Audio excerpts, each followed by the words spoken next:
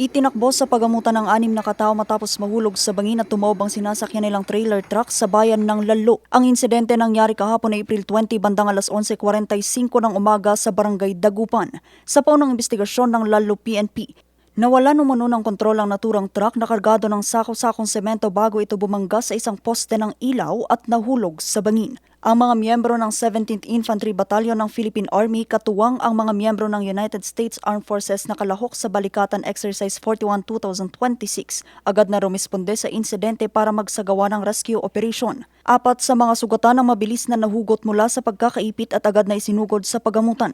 2 naman ang nasa kritikal na kondisyon at agad silang dinala sa pagamutan gamit ang UH-60 Black Hawk helicopter ng US Forces. Sa insidenteng ito, nasubok ang kahandaan at koordinasyon ng mga sundalong Pilipino at Amerikano sa pagtugon sa mga sakuna. Vanessa Bugtong para sa Nation on the Move.